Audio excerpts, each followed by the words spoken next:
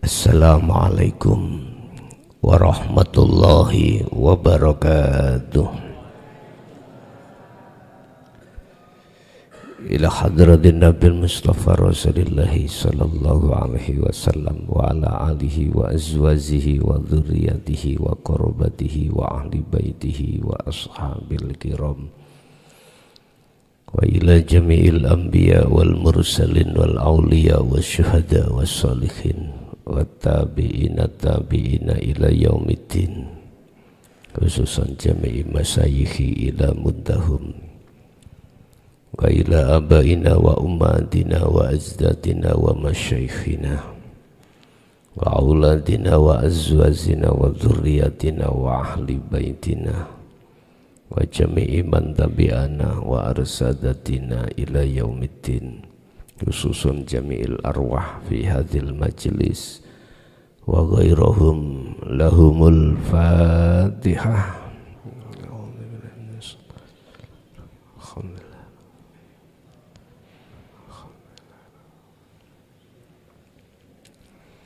Bismillahirrahmanirrahim.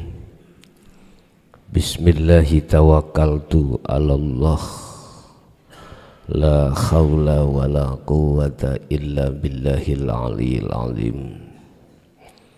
Asyhadu an la ilaha illallah wa asyhadu anna Muhammadan 'abduhu wa rasuluh.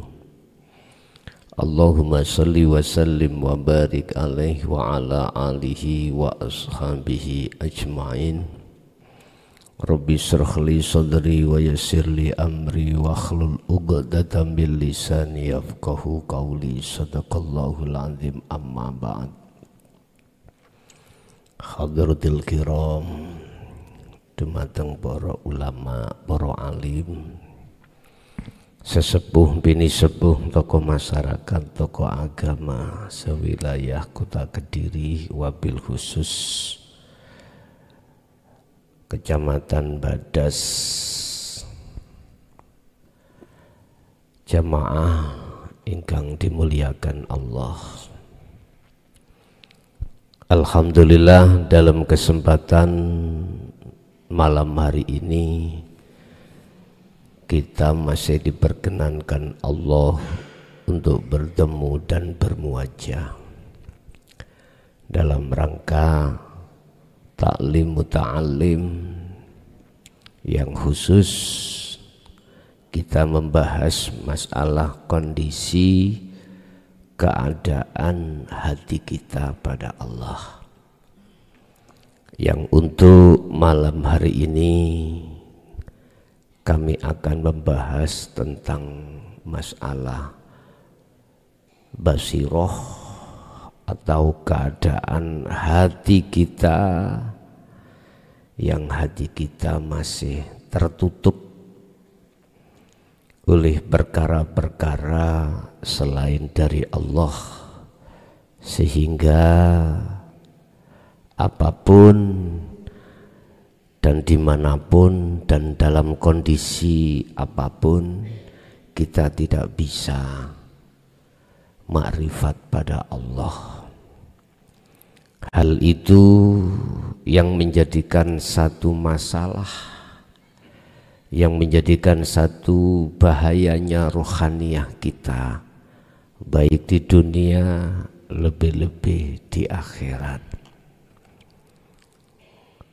Terus langkah apa yang harus kita tempuh apabila kondisi basiroh kita, mata hati kita masih tergolong mata hati yang masih tertutup oleh selain Allah? Ini yang nanti akan menjadikan satu pembahasan kita. Sebab tatkala nanti basiroh kita yang tertutup oleh sesuatu itu, manakala sesuatunya itu sudah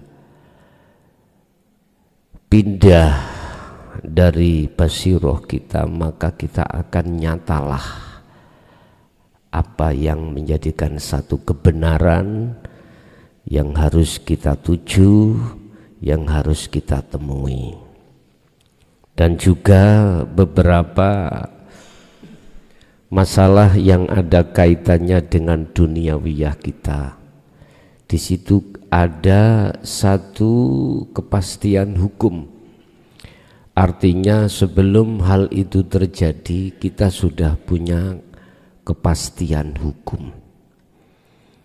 Artinya juga Allah sudah menitipkan satu kemakrifatan pada Allah itu. Dengan begitu ketika saat kita menghadapi apapun yang bersifatkan duniawiyah, hati kita sudah ada kepastian hukum. Ini nanti juga yang akan menjadikan satu pembahasan kita pada malam hari ini. Qala musannifu rahimahullah, ijtihaduka utawi oleh nemen-nemeni sira, terengginas atau semangat, fima ing dalem satu tujuan. Tujuan ini ada kaitannya dengan duniawiyah. Zumina kang wis den jamin apa tujuan itu, ini sing kula maksud kepastian hukum. Laka maring sira, olehnya kita nggodak. Apa nggodak itu ya? Mengejar. Olehnya kita tekun mengejar satu tujuan, padahal tujuan itu sudah ada kepastian hukum. Artinya zumina itu sudah dijamin. Sudah dijamin kepastian hukum akan kita dapatkan. Berarti kelaksanan. Laka maring sira iku dalilun sebagai bukti. Jadi mengejarnya kita pada satu tujuan, yang tujuan itu sudah dijamin oleh Allah, kok kita terus mengejar.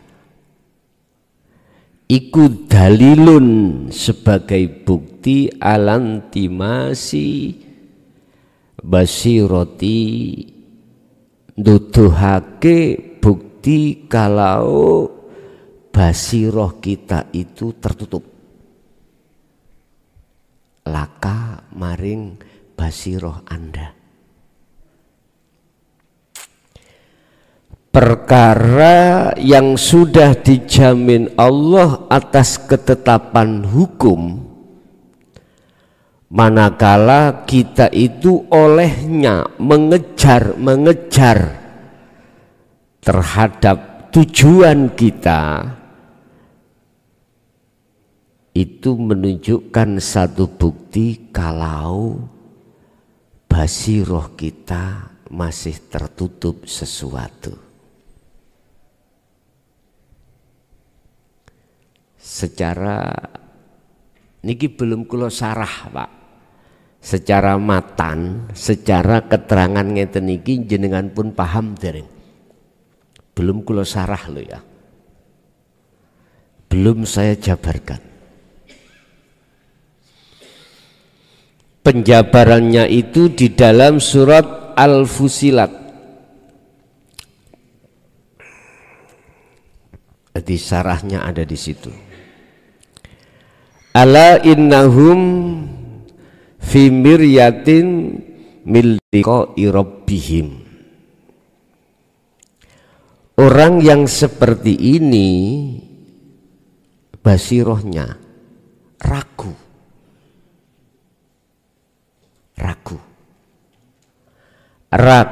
akan pertemuan terhadap Allah. Padahal dikatakan ala innahu bikulli syai'im muhit. Ingat, semua apa yang sudah ditetapkan Allah itu Allah sendiri yang mensukseskannya, yang melimputi atas segala apa yang menjadi tujuan Anda. Bikulli syai', ini enggak hanya satu tujuan Pak ya. Bikulli syai' ala innahu bikulli syai' muhit. Ingatlah, hanya Allah di situ yang melimputi dari segala hal apapun, termasuk yang kumaksud tujuan tadi. Artinya apa? Secara sistem teori kita sudah yakin kalau semua apapun yang terjadi itu tidak lepas dari Allah, tidak lepas dari Allah. Jangan jenengan maksud kalau berkata Allah itu sebuah nama, jangan. Yang ku maksud Allah itu mausuf dari sebuah sifat hidup yang kita tidak bisa menggambarkan dengan sesuatu yang lain, nggak bisa. Saya ulangi, perkara apapun termasuk tujuan apapun, tanda kalau basiroh kita masih tertutup oleh sesuatu sehingga ragu ketetapan hukum yang terjadi itu menunjukkan bahwasanya basiroh kita itu masih tertutup. Lah terus bagaimana? Bukanya bagaimana? Bukanya kita bagaimana? Kita secara teori sistem di dalam Al-Quran sudah jelas. Tapi mengapa kita tidak tahu kalau yang melaksanakan segala hal apapun, tujuan apapun, iku zumina, sudah dijamin Allah atas ketetapan hukum. Mengapa kita tidak tahu kalau Allah di situ? Terus bagaimana caranya kita membuka tabir yang menjadikan kita ragu kalau semuanya itu Allah? Mohon maaf Pak, semua diri kita punya proses ya. Punya proses kita masing-masing. Oke. Hanya satu, apapun thoriqoh jenengan, apapun jalan jenengan, untuk bisa mensikap dari tabir-tabir yang menjadikan hati kita ragu untuk bisa bertemu terhadap Allah, muaranya hanya satu, adalah iman. Iman yang kumaksud di sini sudah tidak membahas ilmu, sudah tidak membahas sistem, tapi hanya membahas amilan, perilaku. Lah, perilaku untuk membuka tabir-tabir tersebut tidak ada yang lain kecuali Anda harus terlibat masuk langsung di dalam wirid tentang zikir sirul asar. Hanya itu.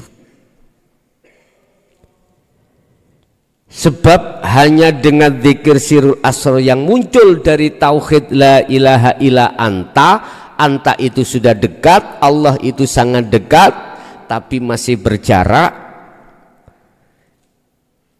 itu nanti akan membuka tabir yang kita sebut sebagai tabir kepalsuan. Ini sebab melihat dari fungsi di dalam sirul asrar adalah pertama su'aul basiro, apa? Mengimani, merasakan dengan hati yang tulus bahwasanya tidak ada lain di situ kecuali Allah. Kurang percaya, hujahnya ayat ini tadi, ayat surat Fussilat ayat berapa ini? Ayat 54. Fussilat ayat 554. Kalau semua apapun itu yang meliputi adalah Allah. Terus kalau sudah tersikap yang namanya tabir tersebut, maka walaupun Anda istihad ngejar-ngejar itu bukan karena Anda itu tidak yakin kalau tujuanmu itu sudah dijamin, enggak. Karena Allah yang mengejarkan di situ, yang meliputi Anda mengejar siapa? Allah sendiri. Artinya gini, Pak. Apapun yang dikatakan di dalam hukum syariat, ikhtiar lan usaha sebagai syarat untuk hasil maksud, mohon maaf, jangan Anda merasa diri Anda yang melakukan, itu loh maksudnya.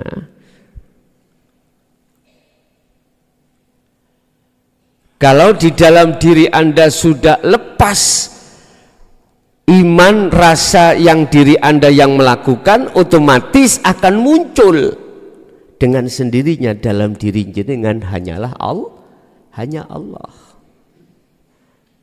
Muhait adalah sang peliput. Jadi enggak ada persoalan sekecil apapun tanpa peliputan Allah, enggak ada. Semua termasuk tujuan kecil dan tujuan besar apa yang ada di depan Anda di situ. Apa sih sebab kita itu ada hati asyak, mamang, ragu? Karena belum terjadi. Persoalan secara akal itu di situ. Kita menjadi ragu, kita menjadi mamang atas ketetapan hukum yang sudah dijamin oleh Allah secara akal karena belum terjadi. Itu persoalannya.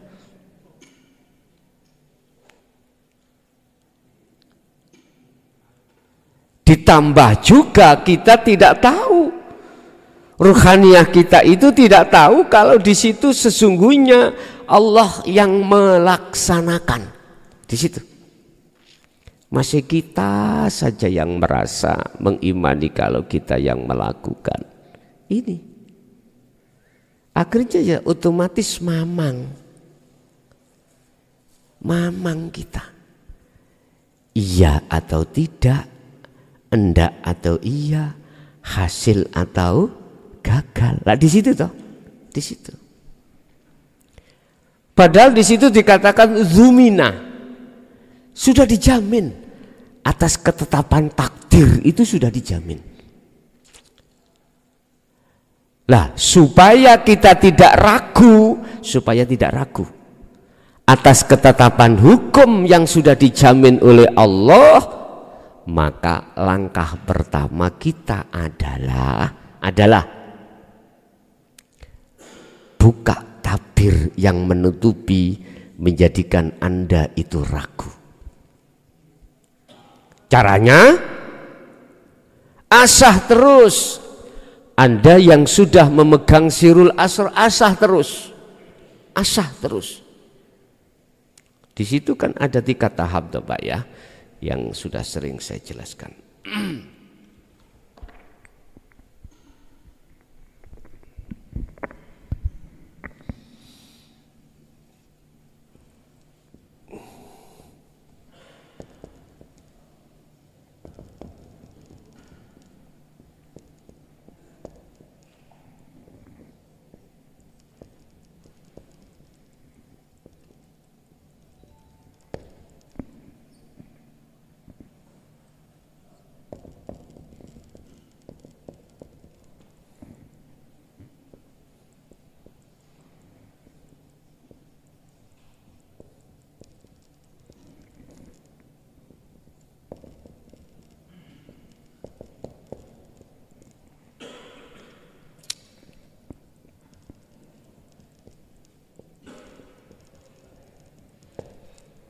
Ini kalau yang sudah megang enak.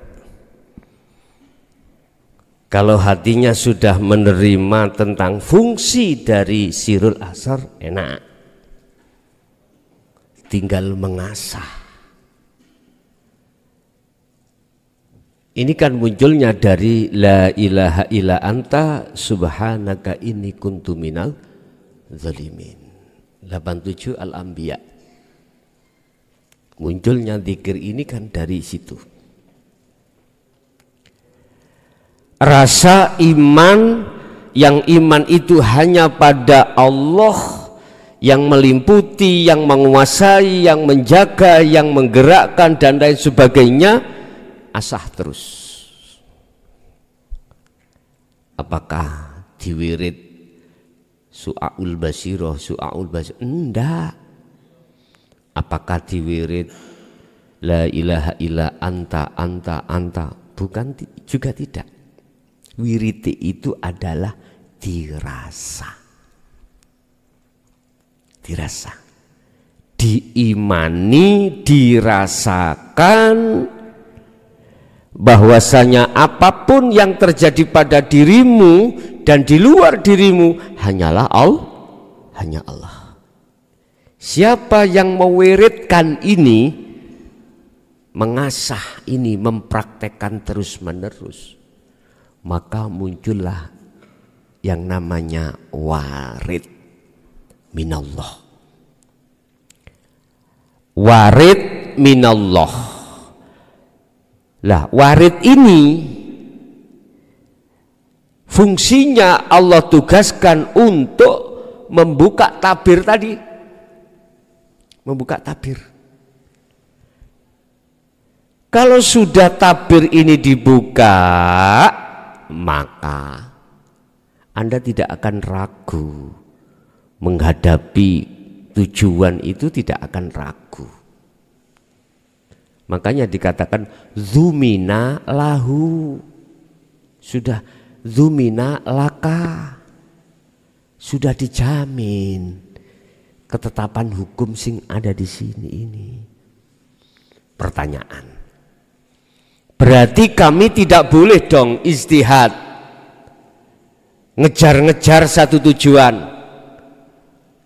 Boleh dengan catatan, olehnya Anda mengejar itu jangan diartikan muncul dalam hatimu dirimu, itu loh maksudnya. Justru monggo, karena itu hukum ketetapan syariat. Jadi lengkap. Syariat ya, hakikatnya juga ya. Syariat kita mengejar terus dengan menumbuhkan ikhtiar usaha. Hakikatnya Anda tidak mengakui kalau diri Anda yang melakukan. Justru dalam hatimu muncul semua karena Allah. Ada istilah rosi wal murtasi haramun, haram. Bagi beliau-beliau yang sudah duduk hatinya di makrifat Allah, prei niki Pak. Prei. Artinya prei, mohon maaf, Anda jangan salah pendapat, salah kefahaman. Letak preinya Anda tidak ketetapan hukum, mohon maaf, karena diri Anda sudah lepas. Semua karena Allah. Terus lantas kalau Allah yang melakukan, jangan dimaksud dan diartikan Allah telah melanggar hukum. Endaklah. Yang punya hukum siapa? Allah ya. Mohon maaf. Ada yang memegang hukum dalam hal ini adalah kepolisian secara akal ya. Kita kasih contoh. Ada pimpinan itu akan melewati satu jalan di mana jalan itu ada lampu merah. Hukum ini nggak boleh toh Pak ya, lampu merah.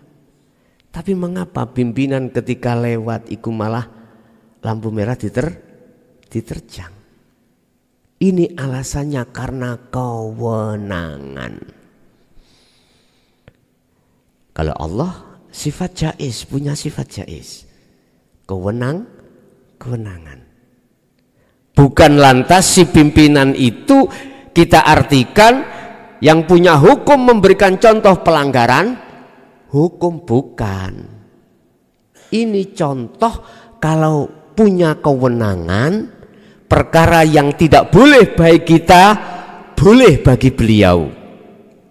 Berarti hukum gak konsisten dong. Ya jangan begitu. Tergantung kita memandang dari sisi mana. Kalau memandang dari sisi kewenangan, gak salah.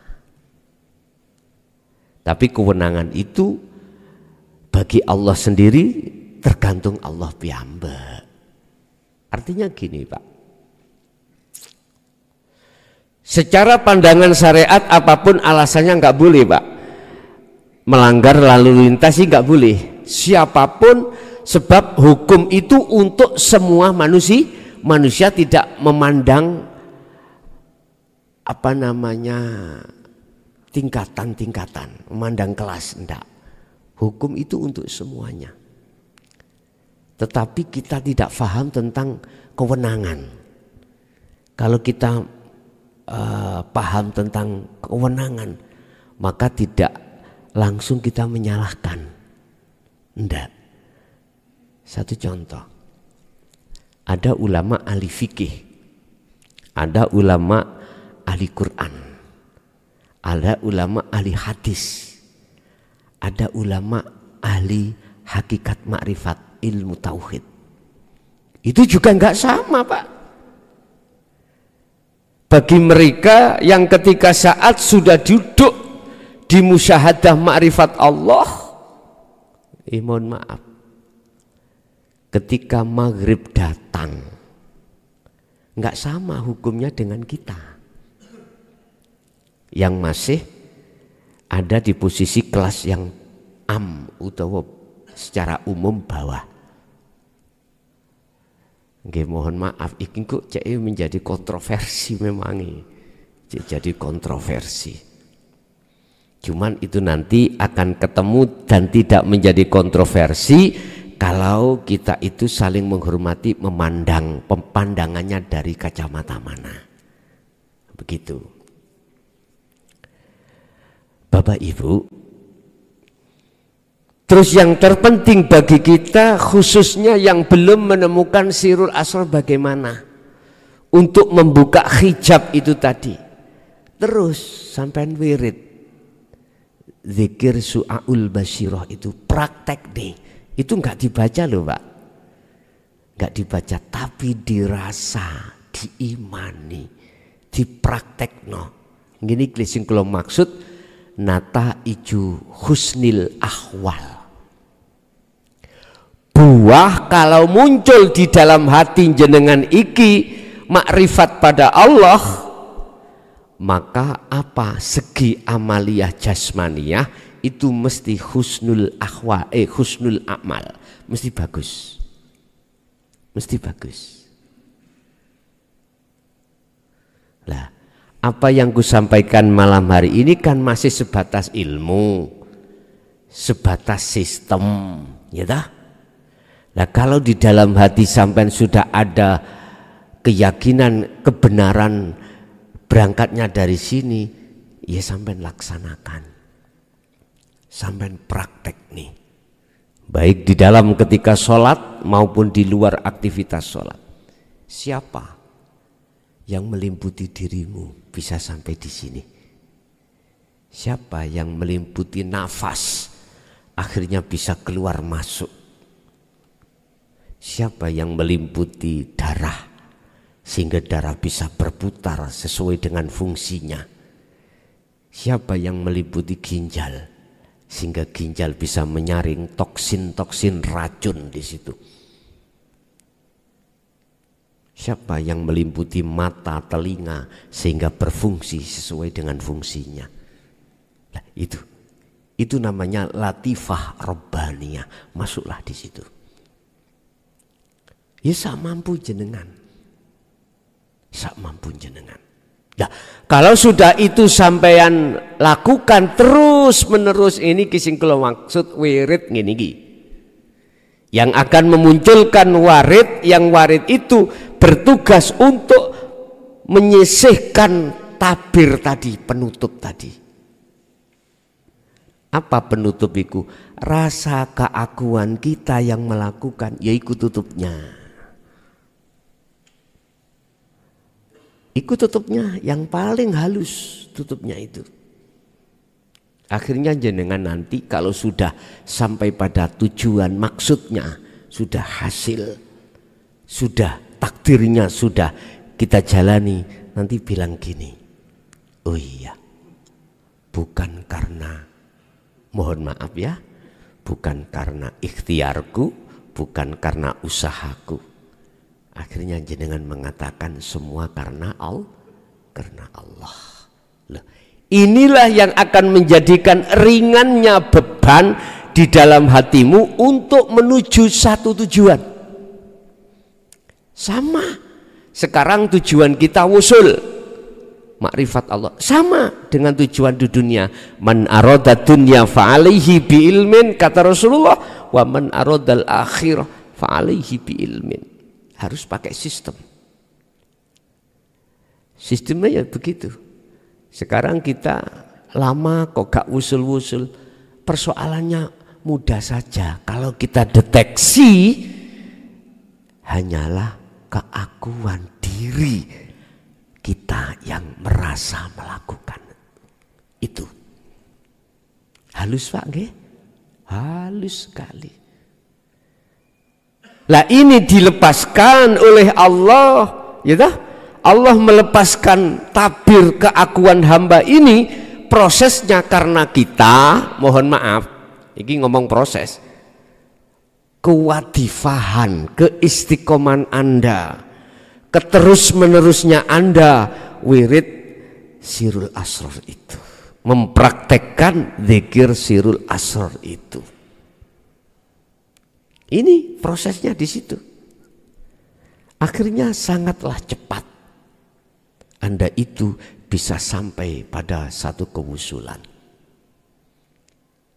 Atau saya ibaratkan gini, Pak.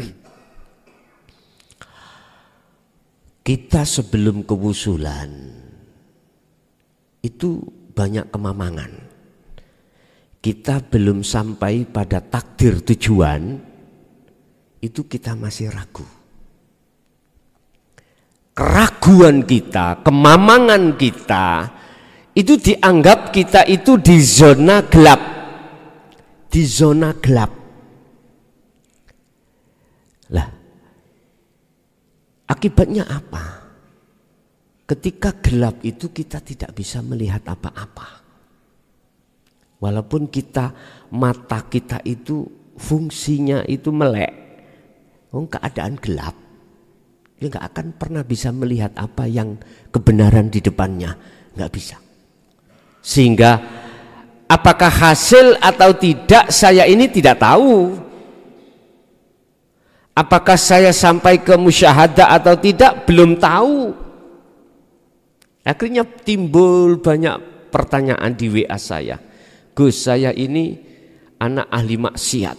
Saya itu pelaku pendosa, bisakah saya sampai pada Allah? Masuk di dalam maqam musyahadah? Jawab saya sederhana, bisa. Lawang saya itu Gus, bukan nasab dari wali, bukan dzurriyyah Kanjeng Nabi, bisakah saya itu mencapai derajat muttaqin, derajat makrifat?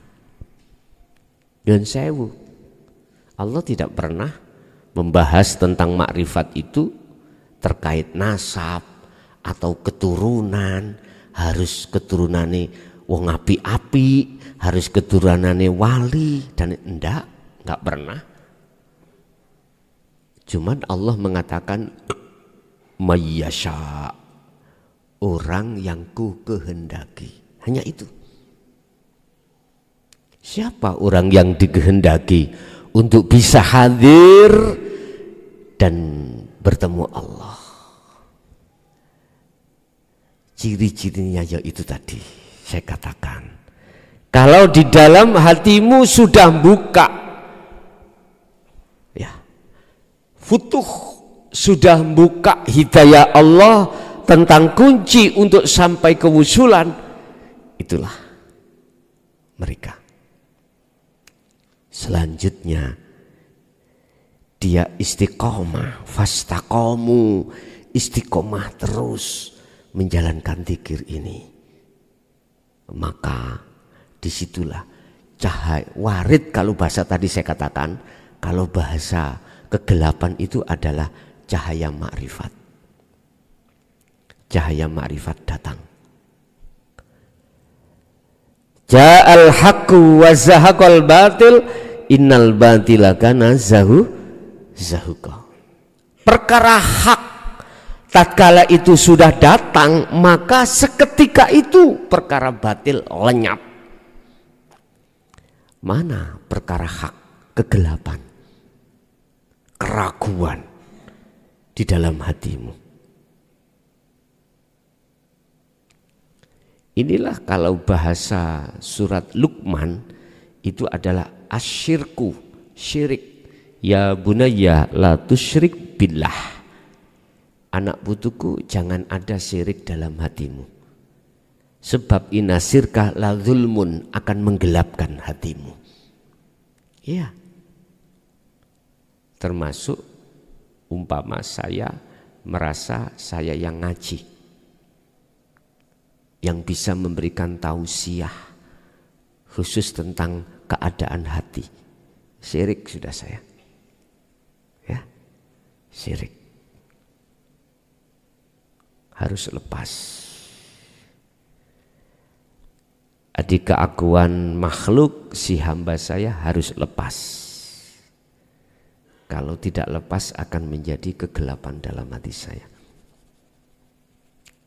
Sama toh dengan apa yang jenengan tuju, beberapa perilaku syarat rukunnya hasilnya maksud kita. Kalau kita merasa diri kita, ya itu tadi, dalam hati masih syirik. Zumina yang sudah dijamin itulah nanti kalau berdasarkan sumber syirik dalam hati kita, maka itu tidak menjadi hidayah. Itu akan menjadi istidraj, penglulu. Sebab gini Pak, ada anugerah yang sudah dijamin diberikan satu hamba si A dan si B, itu semuanya itu macam-macam. Tidak selamanya akan menjadi hidayah barokah, tidak, justru akan menjadi istidraj, penglulu, menjauhkan hati kita pada Allah. Itu semuanya itu tinggal sumbernya yang muncul tadi ada syirik atau enggak. Munculnya tadi pengakuan diri kita masih, ataukah sudah pengakuan Allah. Hanya itu persoalannya. Ya. Ketika cahaya itu dinyalakan oleh Allah, cahaya makrifat jeret, saat itu syirik langsung lepas, hilang. Nyatalah apa yang dimaksud al-haq di situ, nyata. Nah, disitulah jenengan tidak ada rasa keraguan, kekhawatiran, la takhaf wa la tahzan. Tidak ada rasa ketakutan, tidak ada rasa khawatir apa yang akan kita terima anugerah itu, nggak ada keraguan. Padahal itu belum cara takdir belum datang, masih iroda, nggak ada kekhawatiran, nggak ada. Loh, inilah untuk ngentengno, meringankan beban hati sampean sedoyo itu dalam rangka menerima takdir anugerah itu. Anugerah makrifat sama, Anda nggak beban. Kalau lampu itu sudah dinyalakan, cahaya sudah didatangkan, saat itu juga ruangan akan jelas. Saat itu juga kegelapan akan hilang. Sama dengan secara logika seperti itu. Jadi untuk meringankan beban hatimu dalam rangka menerima anugerah dari Allah, hijab itu dilepas, harus disisihkan. Perkara-perkara yang menutupi hati kita itu dilepas. Caranya sederhana, gampang toh. Belajarlah hatimu meyakini, merasakan bukan kau yang melakukan, tapi Allah. Ringan kok. Allah katakan, wa may yattaqillaha yaj'al lahu makhrajan. Apabila Anda betul-betul mau melaksanakan hal yang seperti ini, makhrajan, yaj'al lahu makhrajan. Apa yang tadinya persoalan itu tertutup rapat, nggak bisa dibuka anugerah itu, maka yaj'al lahu, Allah membuka. Akhirnya anugerah sampai terima, tujuan sampai iki kelaksanaan, baik tujuan yang orientasinya itu ada kaitannya dengan dunia atau orientasinya dengan akhirat, yaitu musyahadah makrifat Allah. Gampang nggih? Gampang. Ilmu tauhid yang tidak ada batasnya, muaranya di situ. Muaranya di situ.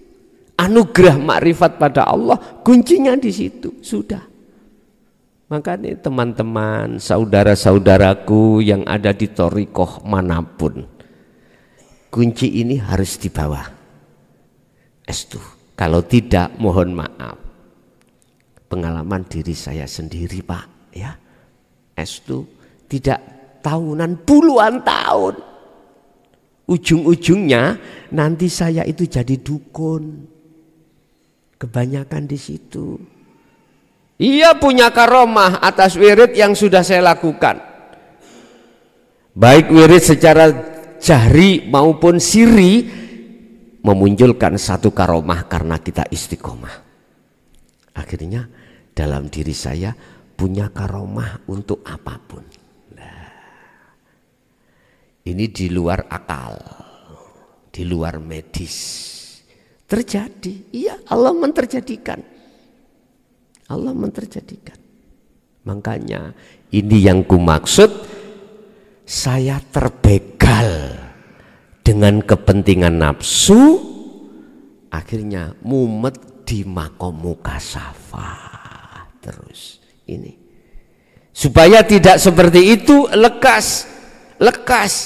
Saya hanya menyerukan, urusan Anda mau dan tidak bukan urusan saya. Cuman saya hanya memberikan masukan, lekas. Bawalah kunci di makom berikutnya, yaitu musyahadah, usul pada Allah. Ini pun itu pertama, bila mana kita itu olehnya mengejar tidak karena Allah, karena kita sendiri, itu tanda bahwasanya basiroh kita masih tertutup.